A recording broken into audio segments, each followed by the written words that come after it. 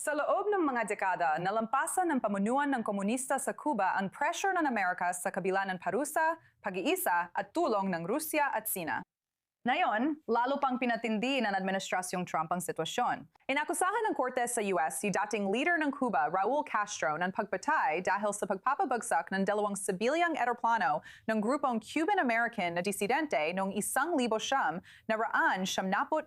Isang insidente na pumatay ng 4 at nananatiling masakit na alaala para sa Cuban exile community sa Florida. Agad nang dulot ito ng matinding reaksyon sa mundo na parehong inaakusahan ng Moscow at Beijing ang Washington ng pananakot at mga taktika ng pagpapalit ng rehimen. At nangyayari ito kasabay ng pagpapataw ng panibagong mga parusa ng US sa bansa na nagresulta sa halos pagharang ng mga padalang langis papuntang Cuba na lalong nagpapalala sa krisis sa supply ng petrolyo doon at nagdudulot ng matagal na brownout at kakulangan sa pagkain. Kasama natin si John Kavalek, Presidente ng US-Cuba Trade and Economic Council sa New York. Gaano mo masasabi na mahalaga ang kasong isinampa kay Raul Castro?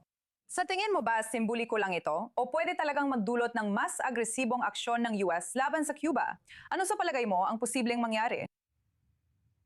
It's a kombinasyon ito ng pareho ng sinabi mo. Isa itong pagpapakitang tao. Simboliko ito.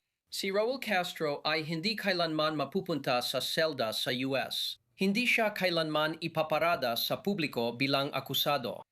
Bugugulin niya ang kanyang mga huling araw. Sa Hunyo, magdiriwang siya ng ika-95 kaarawan at gugugulin ang huling mga taon sa Cuba kung saan siya mamamatay at ililibing.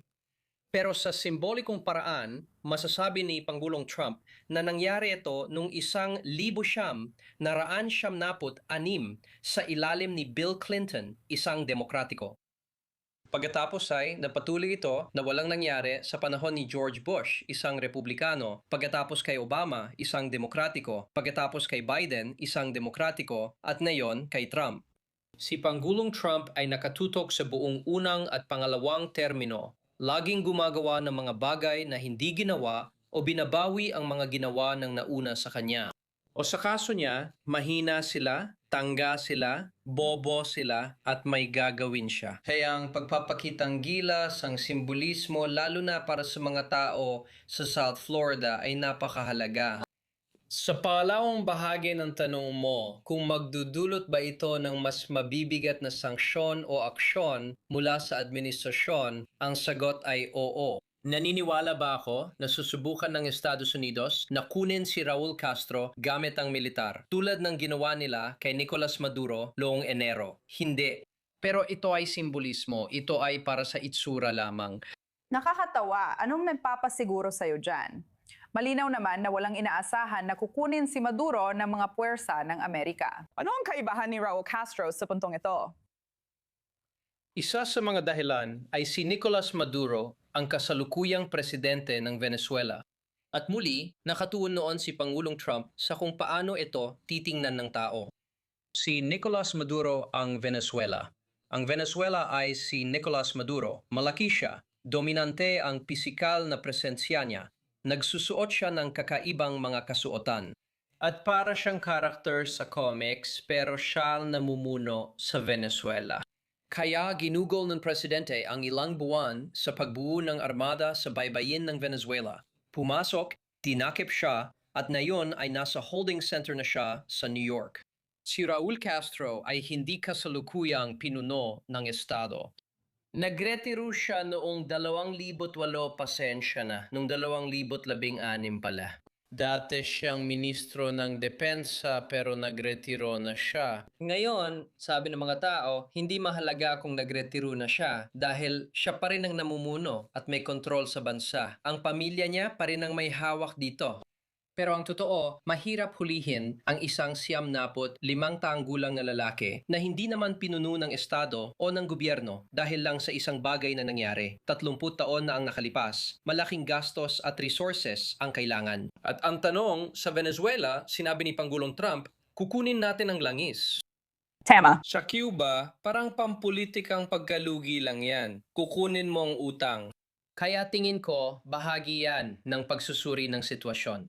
John, ang tanong na gusto kong itanong sa'yo ay kung sa tingin mo ba ay nag-aalala si Trump tungkol sa isang migrant crisis kung tuluyang bumagsak ang Cuba dahil sa US blockade at mga sanksyon na nakikita natin?